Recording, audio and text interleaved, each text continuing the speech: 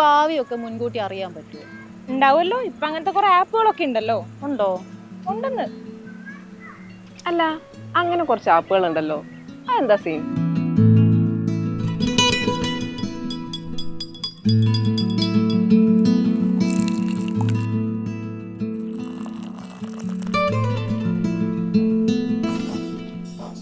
ഞാനേ ഒരു ക്യൂരിയോസിറ്റിന്റെ പുറത്ത് ഇതെന്താന്ന് അറിയാൻ വേണ്ടിയിട്ട് ഒരു ദിവസം നോക്കിയിട്ടുണ്ടായിരുന്നു. അപ്പം സത്യത്തിൽ നമ്മളറിയില്ല, നമ്മളിപ്പോൾ ഇങ്ങനത്തെ ആപ്പുകളൊക്കെ കൂടുതൽ കാണുന്നുണ്ടല്ലോ. നമുക്കറിയാം ഒരുപാട് സെലിബ്രിറ്റീസ് ഒക്കെയാണ് ഇതിന് പ്രൊമോഷനും പരിപാടിയൊക്കെ കൊടുക്കുന്നത്. അപ്പം ഞാൻ ഇതെടുത്തിട്ട് നോക്കി.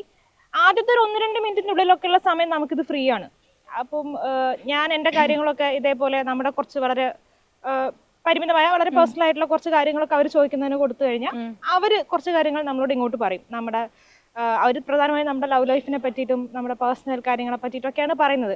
അപ്പൊ എൻ്റെ ഒരു ക്യൂരിയോസിറ്റി ഇതെങ്ങനെയാണ് വർക്ക് ചെയ്യുന്നതെന്ന് എനിക്ക് അറിയണമായിരുന്നു. അങ്ങനെയാണ് ഞാൻ ഇതിൽ കയറി നോക്കിയത്. ഇതേപോലെ തന്നെ ഞാനും ക്യൂരിയോസിറ്റിന്റെ പുറത്തെടുത്ത് നോക്കിയായിരുന്നു. ക്യൂരിയോസിറ്റി ആണല്ലോ നമ്മൾ മെയിൻ. അപ്പോൾ എൻ്റെ അടുത്ത് സംസാരിക്കുന്ന ഈ അവരുടെ ഭാഷ വായിക്കുമ്പോൾ നമുക്ക് മനസ്സിലാവുമല്ലോ ഇതൊരു ബോട്ടാണോ, നമുക്ക് സംശയം തോന്നിക്കുന്ന തരത്തിലാണ്. അപ്പോൾ ഞാനൊരു ജോലിയുടെ കാര്യം ചോദിച്ചപ്പോൾ എൻ്റെ ലവ് ലൈഫിനെ പറ്റിയിട്ടാണ്, നിങ്ങൾക്ക് നിങ്ങളുടെ ലവ് ലൈഫിനെ പറ്റിയിട്ട് അറിയണോ എന്ന് തിരിച്ച് ചോദിക്കാം. ഞാൻ വീണ്ടും എൻ്റെ ജോലി എന്ന് പറയുമ്പോൾ നിങ്ങളുടെ ജോലി ഉടനെ നല്ല നിലയിലാകും, കൂടുതൽ അറിയണമെങ്കിൽ ഇത് ഇത്ര പ്രീമിയമോ അങ്ങനെ എന്തോ ഒരു ഓപ്ഷൻ സെലക്ട് ചെയ്യാൻ. അപ്പോഴേക്ക് ആ ടൈം കഴിഞ്ഞു. അങ്ങനെയാണ് അതിൻ്റെ ഒരു ഏർപ്പാട്. അപ്പോഴേക്ക് കൂടുതൽ അറിയാൻ താല്പര്യമുള്ള ആളുകളാണെങ്കിൽ സ്വാഭാവികമായിട്ടും ആ അടുത്ത പ്ലാൻ എടുത്തിട്ട് അത് കൂടുതൽ പോകും. അങ്ങനെയായിരിക്കും അതിൻ്റെ ഒരു രീതി. അല്ല, ഇപ്പം ഞാനാണെങ്കിലും കഴിഞ്ഞ കുറച്ച് ദിവസങ്ങളായിട്ടേ ഇപ്പം റീലുകൾ ഇങ്ങനെ പോകുന്നതിനിടയ്ക്കാണ് ഈ നിരന്തരം നമുക്ക് ഭയങ്കര പരിചിതരായിട്ടുള്ള സെലിബ്രിറ്റികൾ ഇത്തരം സംഭവങ്ങളുമായിട്ട്. ഞാൻ ആദ്യമൊക്കെ വിചാരിച്ചത് എന്താണ് ഈ സംഭവം എന്നൊക്കെ വിചാരിച്ചു. അത് കഴിഞ്ഞിട്ടാണ് പിന്നെ എനിക്ക് മനസ്സിലായി ഇതൊരു ആടാണ് എന്ന് മനസ്സിലായി. അപ്പൊ സ്വാഭാവികമായിട്ടും ചിലർക്ക് ഓക്കെ ഇത് കാണുമ്പോൾ ഓക്കെ ഇതിൽ വലിയ കാര്യമില്ല എന്നുള്ളൊരു ഇതുണ്ടാവും.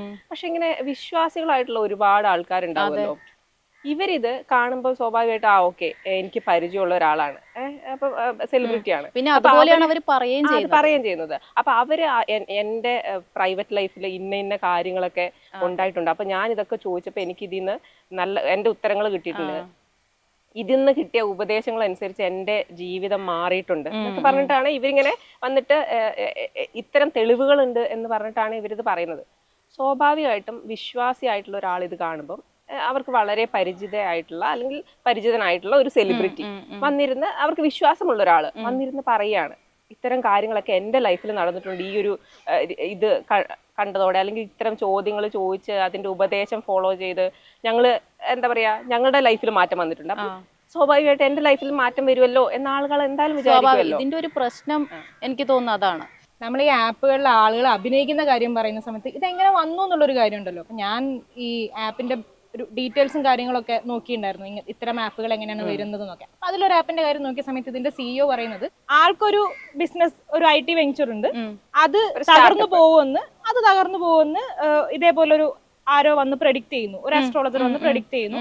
അതുപോലെ അയാളുടെ എല്ലാ സാധനങ്ങളും തകർന്നു പോകുന്നു. അപ്പോ സ്വാഭാവികമായിട്ടും ആൾക്ക് ഇതിൽ വിശ്വാസം വരുന്നു. അതോടുകൂടി ഇതൊരു ബിസിനസ് എന്നുള്ളതിനെക്കാട്ടും പുള്ളി പറയുന്നതിനകത്ത് ഒരു കാര്യം എന്താണെന്ന് വെച്ചാൽ, ഇയാള് പറയുന്നത് ആസ്ട്രോളജിയിൽ വിശ്വാസമുണ്ട്, പക്ഷെ ഇവിടെയുള്ളതിൽ 90% ആസ്ട്രോളജേഴ്സും ഫേക്ക് ആണ്.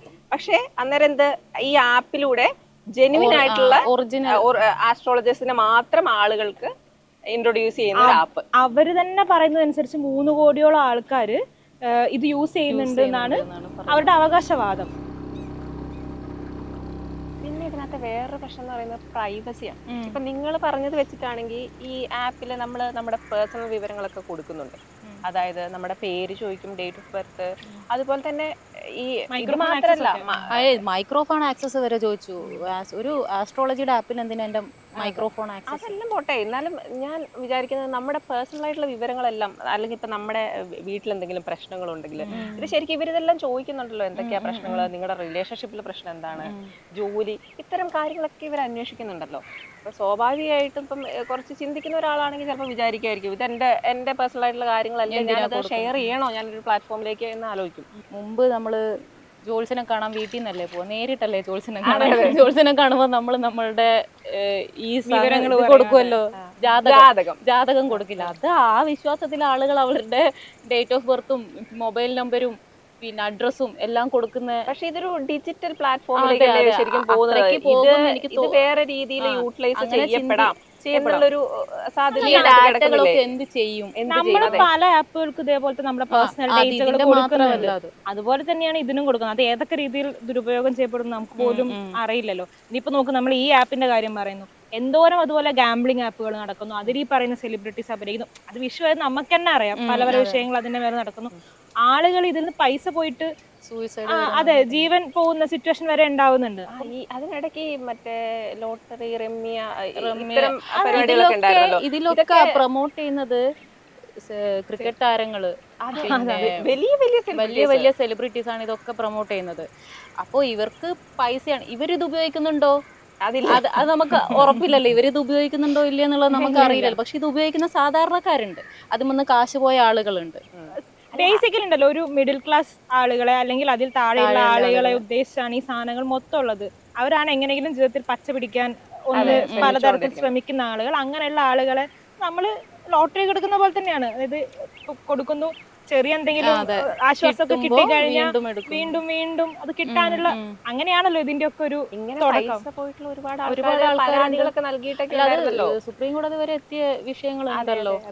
പിന്നെ ഇതുപോലെ ഈ ജ്യോതിഷത്തിന്റെ മാത്രമല്ല, ഈ ഇൻഫ്ലുവൻസേഴ്സ്, സെലിബ്രിറ്റീസ്, ഇവര് പ്രൊമോട്ട് ചെയ്യുന്ന മറ്റ് സാധനങ്ങൾ, മറ്റ് കാര്യങ്ങൾ, ചില മരുന്നുകൾ ഇപ്പോൾ എന്തിനാ ഫെയർ ആവുന്നതെന്നൊക്കെ നമ്മളിപ്പോൾ ചോദിക്കും. പക്ഷെ ഇപ്പോഴും തൊലിയുടെ നിറം കൂട്ടാൻ വേണ്ടിയിട്ട് പിന്നെ ആളുകൾ ഓടി നടക്കുന്നുണ്ട്, അതിനെ പ്രൊമോട്ട് ചെയ്യുന്ന ആൾക്കാരുണ്ട്. ജ്യോതിഷം പുറത്തുള്ള കാര്യമാണ്. ഈ മരുന്ന് ഒരു സെലിബ്രിറ്റീനെ കണ്ടാണ് ഒരു മരുന്ന് കാണിച്ചിട്ട്, ഈ മരുന്ന് ഞാൻ കുറച്ച് നാൾ കൊണ്ട് ഉപയോഗിക്കുകയാണ്, അത് കഴിച്ചിട്ട് എനിക്ക് നല്ല മാറ്റമുണ്ട്, എന്റെ സ്കിന്ന് ഭയങ്കര ഫെയർ ആയി എന്ന് പറയുന്നു. ഇന്നത്തെ കാലത്ത് ഒരു മാറ്റവും ഇല്ല. പക്ഷെ ഇത് നോക്കി, ഇത് ഉള്ളിലേക്ക് എടുക്കുന്നയാ. ഒരുപാട് പ്രൊഡക്ട്സ് ഉണ്ട്. പക്ഷെ അത് കൃത്യമായിട്ടുള്ള ഒരു പിന്നെ ഇപ്പം നമ്മൾ സൈഡ് എഫക്റ്റും ഇല്ലാന്നൊക്കെ ഇവര് പറഞ്ഞു. പക്ഷെ ഇത് പല തരത്തിലായിരിക്കും ആളുകളുടെ സ്കിന്നിനെ, ശരീരത്തിനെ ഒക്കെ ബാധിക്കുക.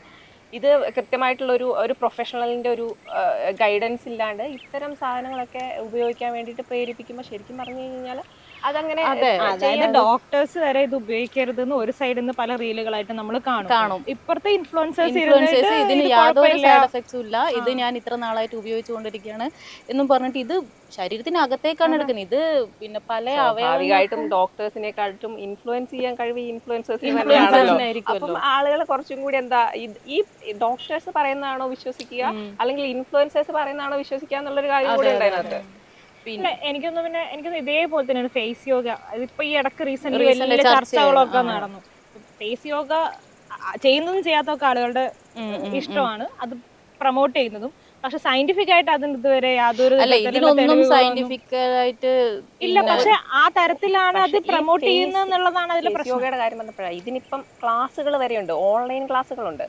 സെലിബ്രിറ്റികളാണ് ക്ലാസ്സുകൾ എടുക്കുന്നത്. അതിൽ തന്നെ ഒരുപാട് റീലുകൾ ഡോക്ടേഴ്സിൻ്റെതായിട്ടുള്ള അല്ലെങ്കിൽ ഇതിനകത്ത് വിദഗ്ധരായിട്ടുള്ള ആൾക്കാരെ കാണുന്നുണ്ട്. അവർ കൃത്യമായിട്ട് പറയുന്നുണ്ട്. ഇപ്പൊ യോഗയിലാണെങ്കിൽ പോലും ഫേസ് യോഗ എന്ന് പറയുന്ന ഒരു കാര്യം ഇല്ല എന്നാണ് അവർ പറയുന്നത്. ഇപ്പം ഡോക്ടേഴ്സ് ഒക്കെ ആണെങ്കിലും പറയുന്നത്.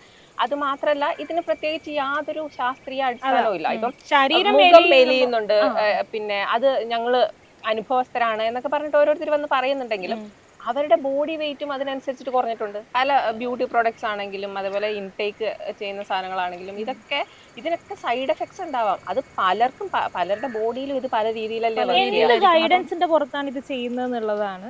അതിന് ഇൻഫ്ലുവൻസേഴ്സ് ഉത്തരവാദിത്തം ഏറ്റെടുക്കുമോ? ഉത്തരവാദിത്തം ഏറ്റെടുക്കില്ല. മുമ്പൊക്കെ നമ്മൾ ഈ ടി-വിയിൽ കാണുന്ന ആഡുകളായിരുന്നു. ഒരു ഇന്ന ബ്രാൻഡിന്റെ ഒരു വലിയൊരു സെലിബ്രിറ്റി വന്നിട്ട് ഇന്ന ബ്രാൻഡ് പ്രൊമോട്ട് ചെയ്യുന്നു. അത് നമ്മൾ ഒരു ടി വിയിലിരുന്ന് നമ്മൾ എല്ലാവരും കൂടെ ഇത് ഡയറക്റ്റ് നമ്മളുടെ മൊബൈലിൽ നമ്മളോട് ഡയറക്റ്റാണ് ഇവരിത് പറയുന്നത്. നിങ്ങൾക്ക് ഇന്ന പ്രശ്നമുണ്ടോ? ഞാനിത് കുറച്ച് കാലമായിട്ട് യൂസ് ചെയ്യുന്നുണ്ട്, ഇതൊന്ന് ട്രൈ ചെയ്ത്, എനിക്ക് വർക്കായി, നിങ്ങൾ ഇതൊന്ന് ട്രൈ ചെയ്ത് നോക്ക്, ഞാൻ ഇതിന്റെ ലിങ്ക് താഴെ വെക്കാം. അവര് ഇതേ ആളുകൾ തന്നെ എന്തോരം പ്രൊഡക്ട്സ് ചെയ്യുന്നുണ്ട് നമ്മൾ ആലോചിക്കണം. നമ്മളിപ്പോ ഒരു റീലായിരിക്കും കാണുന്നുണ്ടാവുക, പക്ഷെ അവരുടെ പേജിൽ പോയിട്ട് എടുത്താൽ ഒരുപാട് പ്രൊഡക്ട്സ് സെയിം അവര് പറയുന്നത് എഫക്റ്റീവ് ആണെന്ന് പറയുന്ന സെയിം പ്രൊഡക്റ്റ് തന്നെ അവർക്ക് പലതുണ്ടാവും. അതെ അതെ. ഇപ്പൊ ഇതൊക്കെ ഇവർ മുഖത്തും ശരീരത്തിനകത്തും ഉപയോഗിക്കുന്നുണ്ടോ? അതൊരു ചോദ്യമാണ്. ഇത് നമ്മള് മനുഷ്യരല്ലേ, നമ്മളൊരു സഹജീവിന്റെ അടുത്താണല്ലോ പറയുന്നത്. അതുകൊണ്ട് അയാൾക്ക് എന്തെങ്കിലും ഒരു ബുദ്ധിമുട്ട് ശാരീരികമായിട്ടോ മാനസികമായിട്ടോ സംഭവിച്ചാൽ ഇവർ ആരാണ് ഇതിന് ഉത്തരവാദിത്തം ആരോട് ചെന്ന് ചോദിക്കണം? മറ്റേതെന്തെങ്കിലും കൺസ്യൂമർ കോർട്ടെങ്കിലും ഉണ്ട്, ഇതെവിടെ പോയിട്ട് ചോദിക്കുക? അല്ല, പ്രൊഡക്ട്സ് പോലെ തന്നെയാണ് ഇപ്പൊ നമ്മൾ തുടക്കത്തിൽ പറഞ്ഞു തന്ന ഈ എന്താ പറയുക ആസ്ട്രോളജി അടക്കമുള്ള ആളുകളെ പറ്റിക്കുന്ന എന്ന് പറയാവുന്ന ആളുകളെ വഴിതെറ്റിക്കാൻ സാധ്യതയുള്ള ഇത്തരത്തിലുള്ള എല്ലാതരം സോഷ്യൽ മീഡിയയിൽ കാണുന്ന വളരെ ഭൂമായി നിൽക്കുന്ന സാധനങ്ങളെല്ലാം പാൻ മസാല പോലത്തെ പരസ്യങ്ങളുണ്ടല്ലോ, കാണുമ്പോൾ ഇത് ചെറുതാണ്, ഇത് ഉപയോഗിക്കുന്ന ആളുകൾ വളരെ സാധാരണക്കാരായിട്ടുള്ള ആളുകളാണ്. പക്ഷെ ഇതിന്റെയൊക്കെ പ്രൊമോട്ട് ചെയ്യുന്ന പരസ്യങ്ങളിൽ അഭിനയിക്കുന്നത് ബോളിവുഡിലെ 100 കോടിക്ക് മുകളിൽ സാലറി മേടിക്കുന്ന വലിയ വലിയ നടന്മാരാണ്. ഒരു സിനിമയ്ക്ക് 100 കോടിയുടെ മുകളിൽ സാലറി മേടിക്കുന്ന ആളുകളാണ് ഇതിനകത്ത്. അത് ഒരാളല്ല, ഇപ്പൊ ഇറങ്ങിയ ഒരു പരസ്യത്തിനകത്ത് 100 കോടി മേടിക്കുന്ന 2-3 പേരെങ്കിലും ഉണ്ടാവില്ല. ഇവർക്ക് ഇതിൽ നിന്ന് കിട്ടുന്ന ലാഭം എന്തായിരിക്കും? ഇതിന്റെ ഈ കമ്പനിയുടെ ടേൺ ഓവർ എത്രയായിരിക്കും? ഇത് കണ്ടിട്ട് ഉപയോഗിക്കുന്നത് ആണെങ്കിൽ വളരെ ദിവസക്കൂലിക്ക് ജോലി ചെയ്യുന്ന വളരെ സാധാരണക്കാരായിട്ടുള്ള ആളുകളും.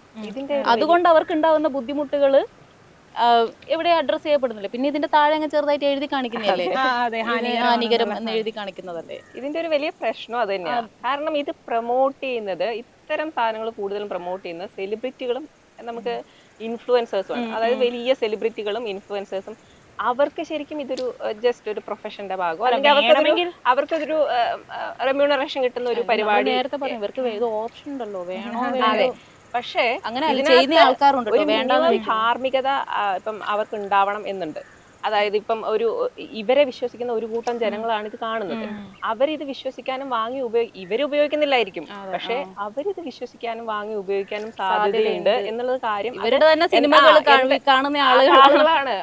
അതിന്റെ ഒരു ആരോഗ്യ പ്രശ്നങ്ങളും മറ്റു പ്രശ്നങ്ങളും ഉണ്ടായേക്കാം എന്നുള്ളൊരു ഒരു ചോദ്യമുണ്ട്. അതായത് ഇത് വേണമെങ്കിൽ നമ്മുടെ വ്യക്തി സ്വാതന്ത്ര്യമാണ് എന്ന് പറഞ്ഞ് ഒഴിഞ്ഞു മാറാം, പക്ഷെ അപ്പോഴും ഇതൊരു വലിയ ജനവിഭാഗത്തെ സ്വാധീനിക്കുന്ന ഒരു സംഗതി ആയതുകൊണ്ട് അത് വേണോ വേണ്ടയോ എന്ന് മാനുഷികമായും ധാർമ്മികമായും അതിന്റെ ഒരു ഇമ്പാക്ട് കുറയ്ക്കുന്ന രീതിക്ക് എന്തെങ്കിലുമൊക്കെ വലിയ അപകടങ്ങളിലേക്ക് ആളുകളെ കൊണ്ടുപോവാതിരിക്കുക എന്നുള്ള ഒരു കാര്യം നോക്കാൻ തോന്നുന്നു. അതെ.